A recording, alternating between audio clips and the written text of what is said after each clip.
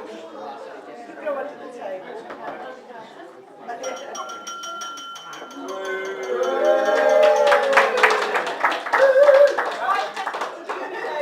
That was the easiest round of applause.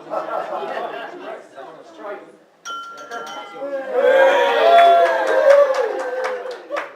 I have the pleasure of, we like to keep a bit of suspense. We've been keeping you waiting because people have been going in and out to the toilet. So we wanted everyone to be here. And I have the pleasure of introducing the father of the bride to you, Ivron.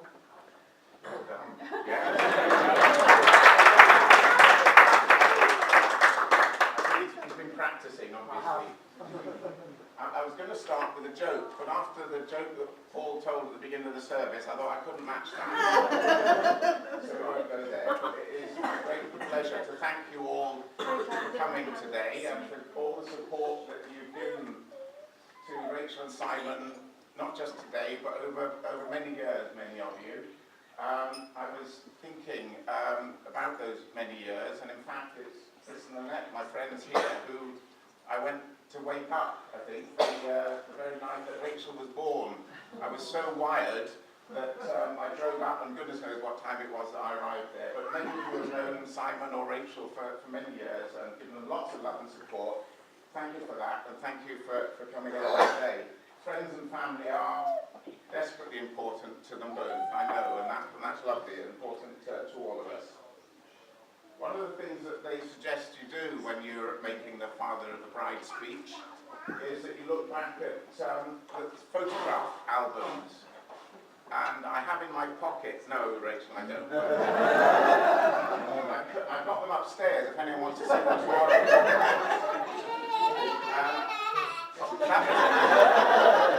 That was planted. Right. Particularly her school photos, which are really a sight to behold. And I'm really very pleased to find out that she's learned how to smile since school photos.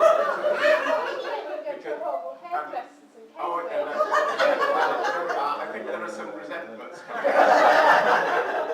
bit careful.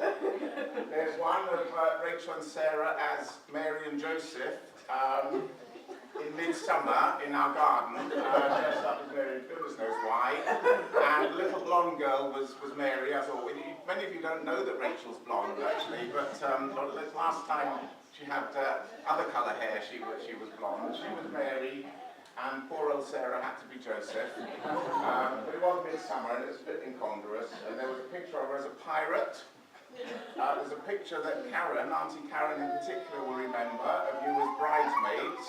In fact, you've labelled it Ugly Bridesmaid, because Sarah was pulling the most horrendous face. And if you think that these two little bridesmaids running around today have been boisterous, should we say, well, it's payback time, Rachel. Rachel and Sarah spent the whole of Karen's wedding kicking the stage, and in those days we only had audio recordings of weddings, so Karen's audio recording has got thump, thump. So, payback time. There's also a picture of Rachel driving a go-kart, which was scary. We went on holiday to Devon, and they had these electric go-karts you go around, and it was, I don't know, what was she, about 10 or 11, I suppose? It was scary the way she drove around, and it was really a sort of forerunner of what life was going to be like. And Rachel and cars, well, that's a whole other story to talk about. I have a very vivid memory of just about scraping over the Dartford Bridge at about 2 o'clock in the morning, and just getting through the toll booths on the other side, and Rachel's car conking out completely, and oh gosh, Rachel's had some horrendous cars in her time, so that's one of the very vivid memories. Oh, well, it was perhaps my memories being twisted by what actually happened. Rachel and Words is a whole other ball game, and I couldn't remember the particular one that was amusing me about the whole wedding preparation, and then she said it again today. She's got well, it's either a stole or a shawl. But being sort of creative, she calls it a shoal. And so that's Rachel and Words. Listen out for them, they're a bit special. But I was going to say, what words would we use to describe Rachel? And I thought it might be a bit like a sort of lecture if I asked you to shout out words that describe. Do it if you like. What words describe Rachel? Any thoughts? Kind. Kind. Original. Loving. Loud. Loud. That was a cousin. You don't know. Caring. Creative. Yes, thank you, Vicky. Short. So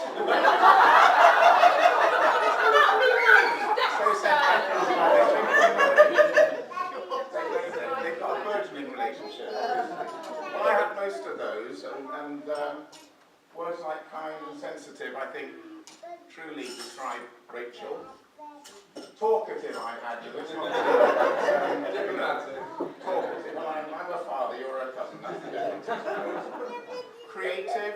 All of the decorating in the church, Rachel did. Those balls that were hanging up. Well, actually, no. Rachel came up with the idea. Noel and I did. And for those of you who are planning to get married, we're just about to start a wedding decorating business. Surge and surge. Yes. She is very creative. You saw the bouquets that she made, and if you haven't seen them, come and have a look. They're really beautiful, made out of buttons, and the buttonholes that some of us have had.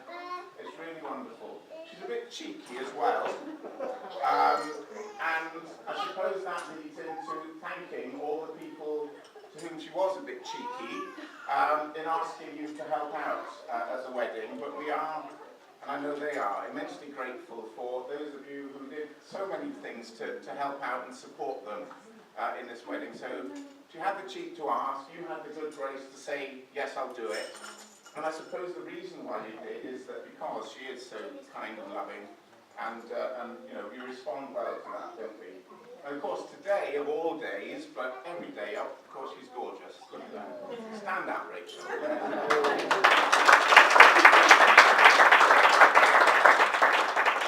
So, just a few moments to embarrass Simon a little bit, really, as well. Simon, when I saw him yesterday, had a T-shirt on, which many of you know him will have seen. I think it says GB. Standing for good bloke. He's a good bloke, and what more can any father want than for their daughter to have a good bloke as a husband? He does have holes in his socks, mind. I think every comedian should have one. When he came down to visit us, his future father-in-law, you understand, we had to go out and buy him some socks. He had holes in his socks, which, anyway. But there was something about Simon, that there's a story that Rachel told me, which might embarrass him slightly, but I hope not. It was when they were, let's use an old-fashioned word, courting, and they went to Warwick Castle. Warwick Castle? I don't know what you're going to say. We haven't been to Warwick Castle. A big event with Simon's work, and Yeah, there was yeah, a big Warwick fun fair going on, and they went off for a walk around the grounds somewhere, and Simon apparently, unless Rachel's made this up of course, Simon apparently said, "Can I take you back up to where everybody is, Rachel, because I'm so proud of you." Yeah. What more could you want? That was a lovely story, and it showed me that Simon really loves her, and they're going to be so happy together. So, holes in the socks, notwithstanding.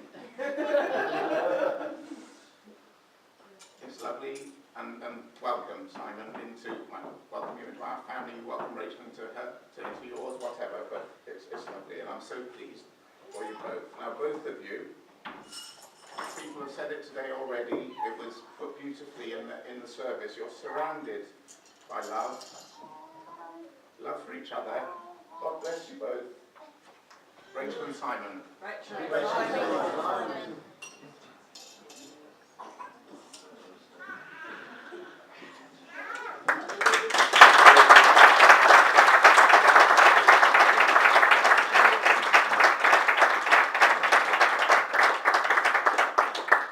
So now the speech you've all been waiting for.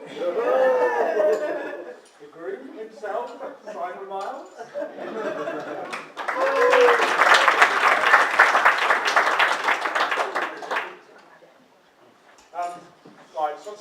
thank you, Ivan, for a fantastic speech. Thanks for the kind words, and I was actually well enough. So I'm going to do my best not to. But before we start, we want to embarrass you by getting you back out. Yeah? Rachel has made you something, so come on. Back up. We weren't sure whether this will make you laugh or cry, so you need to open it now and explain why she's made what she has. I'll explain. Yes.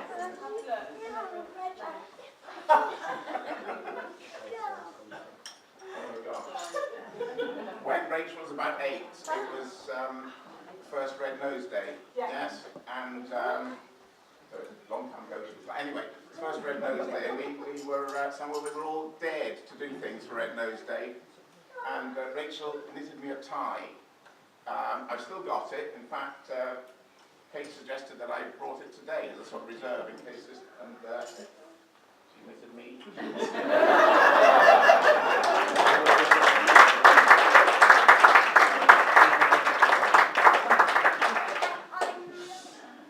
Right, I can get going now, and I've been waiting a long time to say this, but my wife and I just like to say thank you. As Ivan's already said, we are so blessed by fantastic family and friends. The problem with that is lots of family and friends mean lots of help, which means lots of thank yous. So I would just fill your drinks, take a seat, about 45 minutes I reckon. Okay, maybe not. Probably about 10 minutes. It might sound a bit like an Oscar speech, so I'll try and kind of mix it up a little bit. I think the best place to start really is just to say how much I love Rachel, how absolutely stunning she is today, and how so proud I am to have found her and to have married her, how proud that she's my wife.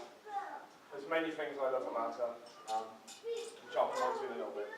I'm so grateful to Ivan and so grateful to Rachel's mum Faith for raising such an intelligent, fun-filled, she's very fun, and really faith-filled woman. I'm incredibly lucky. I'm afraid, Rachel, you're joining the Mars family. Obviously no escape from that. I'm really blessed to be joining such warm and welcoming families. So thank you, all of you. Thank you, Faith and Ivan, Kate, Georgina, Sarah, Lily, Ben, Noel. I'm just reading to make sure I'm and all of the extended family, all sitting kind of over on that side. Thank you so much. And you've kind of really made me feel like one of your own very quickly. So thank you. There's a kind of few kind of individual thank yous. Thank you to Mate and Faith, firstly. Thank you for your love and support for Rachel and for being there for her.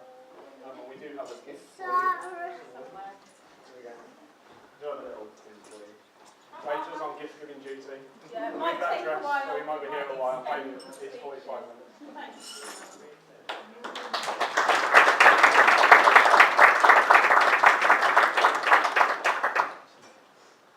Ivan and Kay, thank you for your support and for being creating the favours for GB. And for those from this. Flowers. Oh. So Kate, we've got that little section for you.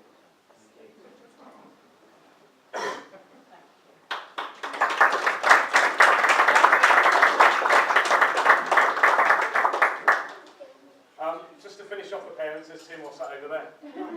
My dad looking kind of very ready for the speech. I think for my brother's speech, if I'm honest, but he's ready to wait. Thank you both for your continued love and support, and really thank you for welcoming Rachel into the family.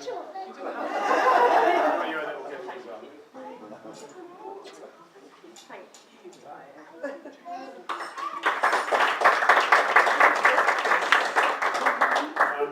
I think you're probably all glad you're not toasting everybody, actually. So there's a couple of friends. There's a few friends I wanted to thank personally. I wanted to thank Dave, who's sat there. For many of you don't know, me and Dave spent a lot of time walking his dog. I did a lot of talking and he did a lot of talking and I did a lot of listening. So thank you, Dave, for that. My band of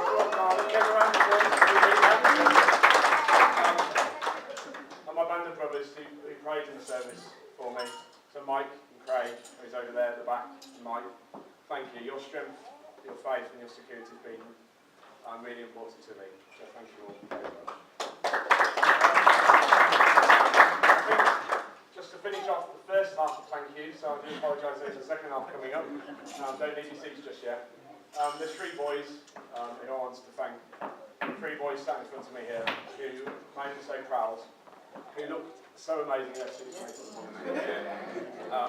who I miss when I'm not with and who I love so much. And we have got you some gifts to say really thank you. And thank you for being so welcoming and accepting of Rachel as well. So here you go, boys.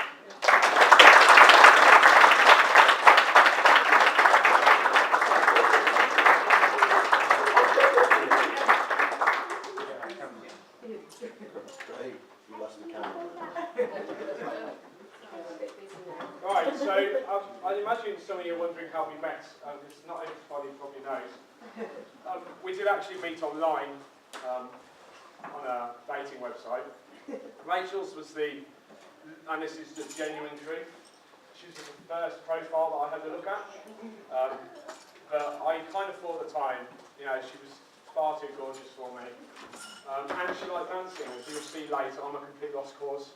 I thought I can't possibly go out with anybody who likes dancing. So I kind of took my time and eventually took the courage to contact her. Actually, that's probably not true either. I kind of virtually stalked her for about 3 months. Every few days, clicking on how you look at her profile again, no, maybe not, moving on. And there was something which brought me back. And in the end, Rachel contacted me, so I wouldn't be stood here now if it wasn't for Rachel kind of kicking us off. Now, when we started dating, we were quite competitive, we realised. And we keep a running tally, so whenever we play games, it's not quite bad. So, Scrabble, tennis, who sticks, Fun Wars, Mercy, you name it, we'll strike up a game and we'll count a point. I think I'm winning this year at the moment. But it's actually got quite bad on holiday last year, I think, where we were walking along the cliff face and there was a cliff stairs, and before I know it, Rachel had bolted upstairs, looking back, shouting, "First one to the top wins a point!" I didn't catch her either. Now, in honour of our love of games, you'll know there's at least one prize. There's a couple of prizes going. The first prize is for a race around the hotel. So I'm going to go put my running shoes on and I'll be back in a bit now. The first prize actually is for the person who's got the highest points in Scrabble from their name. So this is kind of set beforehand. And I can only apologise to you guys. I think this has been rigged by the Hopper and Chandler families, because the top three are all over that side of the table. And third is Joseph, all the way over there somewhere. Second is Benjamin, who's almost asleep. But the first person who's got 23 points is Elizabeth. Yeah, there she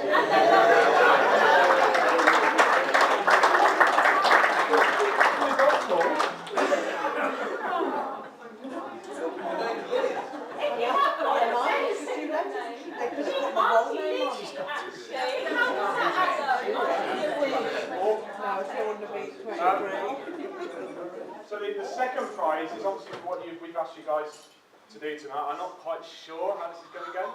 I've been very impressed walking around. So what I wanted to do is for somebody on each table to stand up and read me what you've done. So we'll start over here. If you've not done anything, that's fine. Ours is gone now. So we'll start with table. We're going to go to table 6. Is that one over there?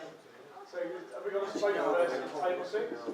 You have to shout so they can hear you. Ours says, gaze at Ace Jedi, heroic wooer husband, gains faithful, fun, bad wife. Together, it works.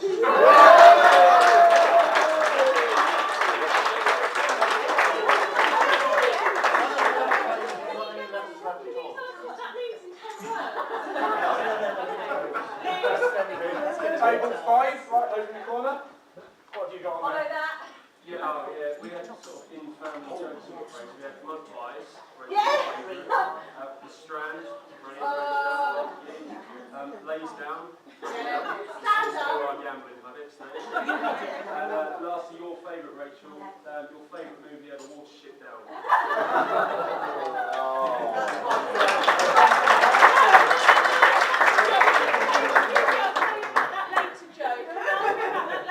Table 4.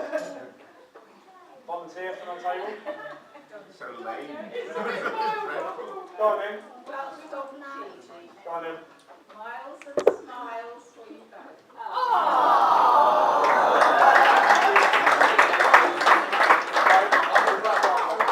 Table 3 over here. Go on in, Lisa. Our true lovers and best friends, go Team Miles, elated for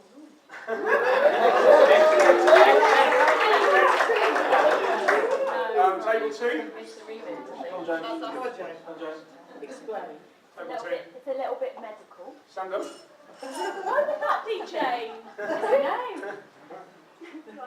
Zoe, the tooth fairy, had 2 perplexing, vivid cowpox zits. The great Louis V died, glorified in Uranus.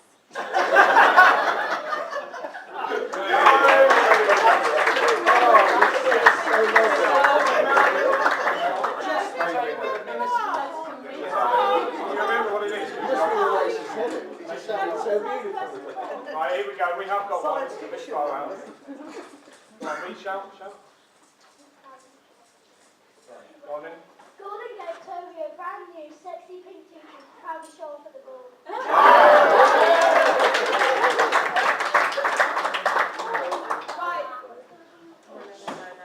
Right, I'm meant to be judging this. Now the difficulty is, I really like this one, and of course that one over with my cousins, because that was very personal. But they've had a lot of chocolate. I'm not sure we can win without it being seen as bribery or corruption or things like that. And that's a bit personal, so I think it might have to be that case. But only on the condition that you share some. Have some here then.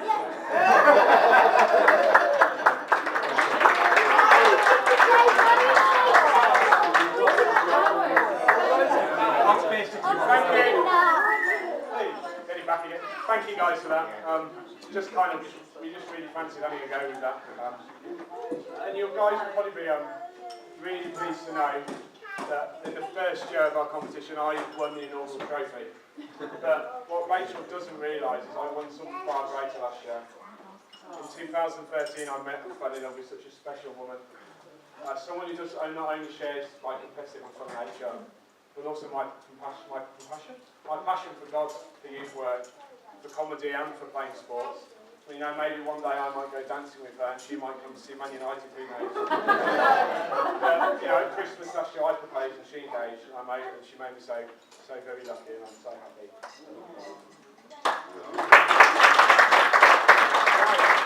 Right, we come to the second half of thank yous and this one's a lot faster. So before I pass on the baton to my brother, there's lots of people I need to thank. I'm going to run off a list of people who've helped prepare for today. So Joan, Kate, Paul and Rachel, Emily, wherever you are, and Elizabeth over there, Jane and Noel as well. Thank you, Noel. Thank you all for your time and your creativity and your efforts, so thank you guys. I also want to thank my little brother, Tom. I speak personally how blessed and how thankful to God I've been this week that he's here today. For those who don't know, he's been unwell recently, seriously, and he's made an absolutely fantastic recovery. So thank you, brother. He's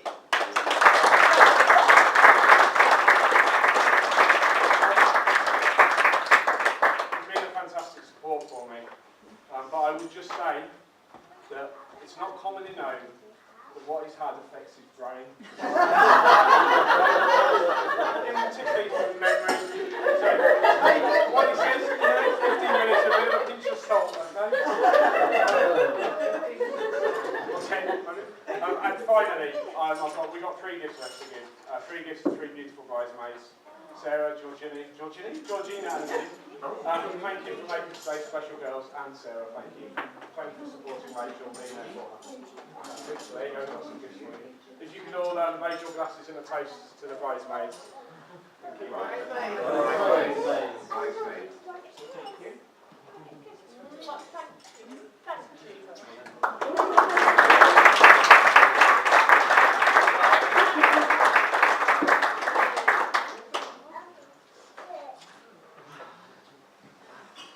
He of course does all the emotion and stuff just before I've got to stand up. I was welling up. So yeah, Simon says I haven't been very well recently, so it is so good that I can be here. I'm also very proud that you asked me to be your best man. And I think I'm probably one of the few best men in history that is actually pleased to be given a best man given a few weeks I've just had. So Simon kind of introduced me, but I am his little brother, Tom. And I, of course, have had the pleasure of knowing him my entire life. And Rachel, I just want to second what Simon said. You look amazing today. Congratulations. Welcome to the Miles family. And I think, actually, if I was marrying Simon, I'd probably be crying at the altar as well.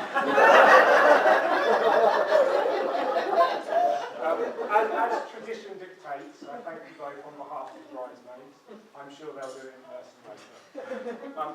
And I do think it's, no, not the little ones, but I do think it is a testament to you two as a couple that you did have so many people to thank, so many people to thank.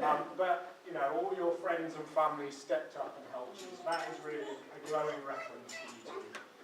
Assuming you didn't pay them, because I'm getting paid too. So we are fairly unoriginal in the Miles family, and Simon was also my best man 8 years ago. So talking about being pleased to give a speech now, I'm actually under a little bit of pressure, because Simon delivered a spectacular speech at my wedding. So, a lot of our family and friends, actually, so I'm hoping also to deliver a very memorable speech, one that you'll hopefully remember for the rest of your lives. That's assuming you have a phenomenal memory and have nothing else to think about. So yeah, family and friends routinely ask after Simon, remembering his speech from 8 years ago, because it was so good. So, admittedly, some of them are just asking whether he still looks like Peter Kay. But it is, of course, with great pleasure that I say no, he doesn't anymore. And it has, in fact, been great to see the transformation in Simon over the last few years, and particularly over the last 18 months. He seems to have got his self-confidence back a bit. He's found a new level to his faith, definitely, which is great to see. He's got a hairstyle. And he's also started drinking. So I'll leave it to you all to decide which Rachel is contributing. Now, I am reliably informed that Simon was a very dutiful brother when I was a baby. And he used to apparently bring me toys while I sat in my bouncy chair, completely oblivious to what was going on. Now, sadly, that didn't continue through our childhood or into adulthood. But those of you that know Simon, you will know he is very reliable and dependable. And if he says he's going to meet you somewhere at 3 in the afternoon, he will meet you somewhere at 3 in the afternoon. Probably because he's been waiting around since about 2:45 for you to turn up. But that's how reliable he is. In fact, he's got a reputation in our family as being the one that always turns up about half an hour before he sings. So I would, as a child, have described Simon as probably fairly risk-averse and sensible. And I think the most dubious thing he probably did as a child was trying to defraud Jeremy Beadle by pretending to fall off a bench to fake a Now, of course, I had absolutely nothing to do with that. Now, as most brothers probably do, we had a few falling about as kids, and the most notable resulted in me throwing a chair at Simon. Now, for the life of me, I don't remember what we were fighting about, but I'm pretty sure I was completely justified in my actions. So despite the occasional spectacular falling out, we got on very well, generally. Got on well enough, in fact, to share a bedroom for most of our childhood. Now, Rachel, I must warn you, assuming you haven't noticed already, that Simon sleeps with his eyes open. Yeah, very, very freaky. Now, for the life of me, I can't remember whether this happened before or after the chair throwing incident. And it probably, to be fair, was just a symptom of us sharing rooms and having to share a room with me. Now, we do have quite a few common interests, me and Simon. We both love our sports, particularly our football and F1. And we both also love movies and films. Though personally, I must say, I think I have a much more refined taste in films than Simon. Simon will always argue that it's just about entertainment and, taste is purely personal, which is fair enough. But I really don't think that excuses you seeing Titanic 5 times at the cinema. Now, for the life of me, I cannot work out whether Simon had a secret crush on Kate Winslet or Leonardo DiCaprio, or both. I don't know. So, as I mentioned, we both share a passion for football, though we do not share the same passion for the same football team. So, I support the best team, most successful team in the country. See Matthew nodding with agreement there. And Simon supports some little known team from down the East Lancs Road. Now, this is what comes from having a combination of parents who have no interest in sport, let alone football, and being children of the 80s and 90s. So, if you don't know already, well you do, Simon mentioned it, but he supports Man United and I support Liverpool. Now, I'd just like to add that I've supported Liverpool for as long as I can remember, since I was a little boy. Now, the same cannot be said for Simon. I recall him having soft spots for Leeds, Villa and Sheffield Wednesday before eventually setting on Man U. And I can't for the life of me imagine why he decided to support Man U. We also both have a passion for playing football whilst growing up. In fact, I'm pretty sure we used to drive Mum absolutely mad most Sundays when we'd run off after Sunday lunch to go and play football down the park for 3 hours. We'd promptly come home, block up the bath with mud, take over the lounge to watch the evening game on Sky, and then take over the kitchen to cook ourselves an evening meal of chips, burgers, eggs, beans, toast, waffles, peas, sweet corn. Literally, that's one meal. Literally anything we could get our hands on though. Simon's catering is definitely not moved. His catering skills definitely haven't moved on since then. Definitely. So these Sunday games, they were matches that Simon used to organise.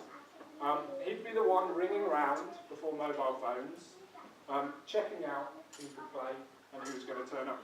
In fact, what I think may have been a precluder to his management style of work now, he used to ensure our mates with a reputation for being late, he used to make sure they'd get there by telling them they needed to be there 15 minutes before they needed to be there. So if you found yourself hanging around the church or anything 15 minutes, that's probably because Simon thought you were going to be late. So, as well as being super organised, so organised that I think he's got a spreadsheet for absolutely everything, including a 6'1" for this wedding. He's also very trusting, a very trusting bloke. Now, as kids, I'm not saying I used to abuse this trust. If you want an example of how I took advantage, just ask Simon later about the incident involving a melon and some cheese. It's really not as dodgy as it sounds. And of course then there's Simon, the father.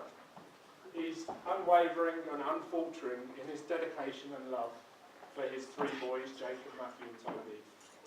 And they're an absolute testament to him as a dad. It's just a shame they share his awful taste in football too. So there you go, Rachel. That's a quick highlights package of Simon, who's trusting, organised, dutiful, dependable, and someone I'm immensely proud to call my brother. So I welcome you to the Niles family. Good luck. Slightly to be a bit of a roller coaster, but I must say the initial signs are good. In fact, you managed to survive a whole weekend in a caravan in Felixstowe with us all without running away. And of course, you can always speak to my wife Claire for some coping strategies if you want. Though, to be honest, they often just involve alcohol. Give to me. So, I wish you both well for your marriage, and I pray you have a long and happy marriage together. So please, if everyone will be upstanding in a toast to the bride and groom, Simon and Rachel.